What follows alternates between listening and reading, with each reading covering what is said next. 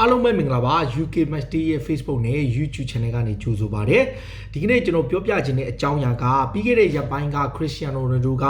CDA မှာသူတို့ရဲ့2021ခုနှစ်ရဲ့ပွဲအဖွင့်ပွဲမှာပဲသူက2ဂိုးသွင်းလိုက်တယ်။ Udinese နဲ့ပွဲမှာ2ဂိုးသွင်းလိုက်တော့သူဟာကလပ်သင်းသမိုင်းတစ်လျှောက်ရောကစားမပွားမှာ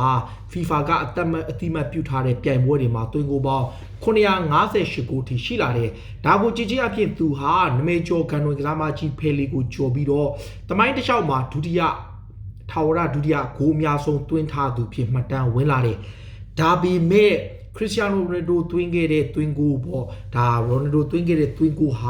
ဒီကန်ဝင်ကစားမကြီးဖယ်လီကတော့ကြော်ဖြတ်နိုင်ခြင်းမဟုတ်ဘူးသူ့ကိုစံချိန်ချိုးနိုင်ခဲ့တာမဟုတ်ဘူးဆိုပြီးတော့ပြောလာခဲ့တယ်အဓိကက Ronaldo ကအဲ့ Udinese နဲ့ပွဲမှာသွင်းခဲ့လို့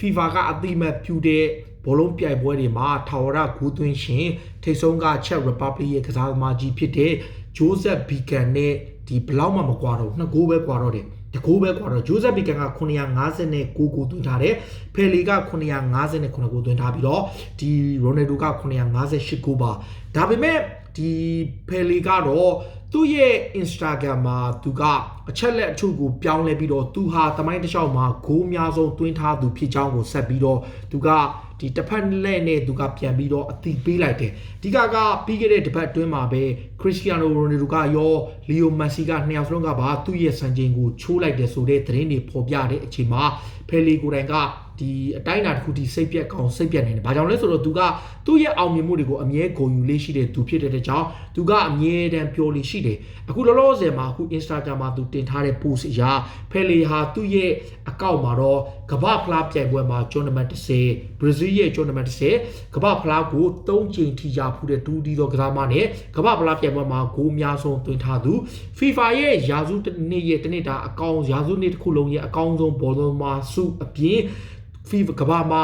သွင်းဂိုးအများဆုံးဖြစ်1283ဂိုးထိသွင်းထားတယ်ဆိုပြီးတော့သူ့ရဲ့အဲ့မှာ Instagram ကိုပြောင်းလိုက်တယ်ဆိုတော့ပြီးခဲ့တဲ့တပတ်တော့ပြီးခဲ့တဲ့ဒီလအတွင်းမှာ Messi ကသူ့ရဲ့စန်တိုကစားမဘွားစံချိန်600ကျော်ကိုချိုးလိုက်ပြီးအချိန်မှာဖယ်လီကတော့မက်ဆီကိုချီးကျူးဂုဏ်ပြုခဲ့ပေမဲ့သူ့ရဲ့ကလပ်စန်တိုကထွက်လာပြီးတော့မက်ဆီအနေနဲ့ဒီကန်ဝင်ကစားမကြီးဖယ်လီရဲ့စံချိန်ကိုချိုးစဉ်ရင်နောက်ထပ်သွင်းကို400ကျော်လိုအပ်သေးတယ်ဆို440ကျော်လိုအပ်တယ်ဆိုပြီးတော့ပြန်လဲတုံ့ပြန်ခဲ့တယ်အဲ့တုန်းကတော့ဖယ်လီကဝင်မပါဘူးဒါပေမဲ့လည်းနောက်ွယ်ကနေသူကစန်တိုကိုလုတ်ခိုင်းတာလည်းဖြစ်နိုင်တယ်တစ်ဖက်မှာတော့မက်ဆီကိုချီးကျူးပြီးတော့မှနောက်ွယ်ကနေမင်းငါတို့ရဲ့စံချိန်ကိုမမီသေးဘူးငါရဲ့စံချိန်မမီသေးဘူးဆိုတဲ့ပုံစံမျိုးချိုးလိုက်တယ်အခုနောက်ထပ်တစ်ချိန်Cristiano Ronaldo ကသမိုင်းတစ်လျှောက်ဒီ FIFA ကအတိမတ်ပြုတဲ့တရားဝင်ပွဲတွေကစားတဲ့အခါမှာဒီ900ကျော်နဲ့ချိုးပြီးတဲ့အချိန်မှာလည်းဖယ်လီက1200ကျော်သူသွင်းထားတယ်ဆိုပြီးတော့ဒီကမ္ဘာဘောလုံးလောကမှာဂိုးအများဆုံးသွင်းထားသူဆိုပြီးတော့သူကပြန်ပြီးတော့သူ့ရဲ့ Instagram ကိုပြောင်းလိုက်တယ်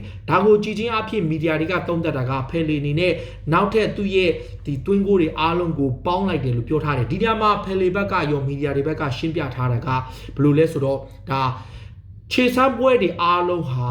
ာသူသွင်းခဲ့တဲ့ဂိုးပေါင်း1000ကျော်ဟာခြေစမ်းပွဲတွေလည်းပါတဲ့အတွက်ကြောင့်ဂိုးပေါင်း1000ကျော်ဖြစ်တယ်လို့ဒီတချို့ကသုံးသပ်နေကြတယ်အဲ့နေရာမှာဖယ်လီဘက်ကတော့အရင်တုန်းကပြောထားမှုတဲ့စကားတစ်ခုရှိတယ်အဲ့ဒါကဘာလဲဆိုတော့သူသွင်းခဲ့တဲ့သွင်းဂိုးတွေအားလုံးဟာ FIFA ကအတိမတ်ပြုထားတဲ့ခြေစမ်းပွဲတွေဖြစ်တယ်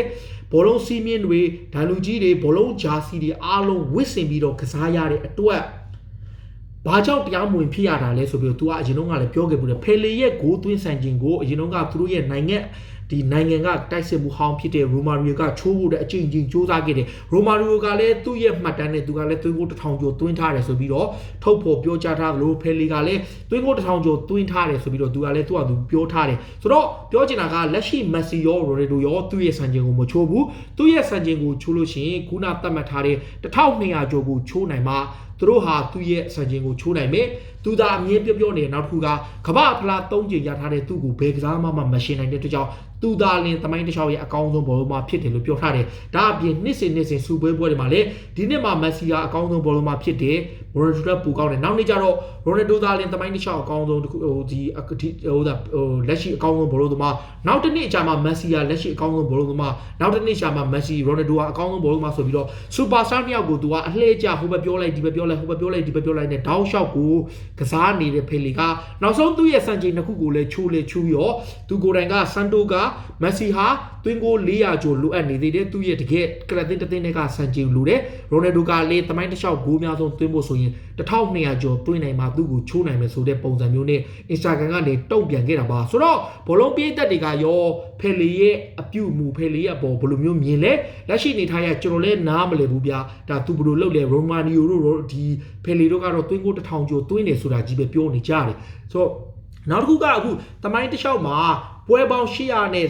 တွင်းကို815ခုထိတွင်းထားသူကဒီ Czech Republic ရဲ့ Beacon ပေါ့ဆိုတော့ဒါအခုလောလောဆယ်မှာကျွန်တော်ကိုယ်တိုင်တော့ confuse ဖြစ်နေတယ်ဒီ Czech Republic ကစားသမား Joseph Beacon တွင်းထားတာက815ခုအဲ့815ခုက FIFA အသိမှတ်ပြုတွေရောတခြားပွဲတွေပေါ့ဗျာဒါ Europe ပွဲတွေဖြစ်ကောင်းဖြစ်နိုင်တယ်ဒါကြောင့်ဒါသူတို့ထဲမတွက်တာလည်းဖြစ်တယ်ဒါပေမဲ့လက်ရှိနေထားရတော့ Pele ကလည်း confusing ထပ်လုပ်တယ်ကန်နွန်ကစားသမားကြီးကိုယ်တိုင်က Ronaldo ကမင်း9ဆန်ချင်ကိုချိုးလို့မရသေးဘူး Messi လည်းမင်းတို့နှစ်ကောင်လုံး9ဆန်ချင်ကိုချိုးလို့မရသေးဘူးငါသာလေးအကောင်းဆုံးဆိုတာကိုပပနဲ့သူက Instagram ကနေနှစ်ယောက်လုံးကိုအသိပေးလိုက်တာလည်းဖြစ်ပါတယ်ဒါပြည်သက်တွေကရောဘယ်လိုမျိုးမြင်လဲမှတ်ချက်ပေးကြပါလို့ပြောရင်လည်းအားလုံးကိုကျေးဇူးတင်ပါတယ်ဗျ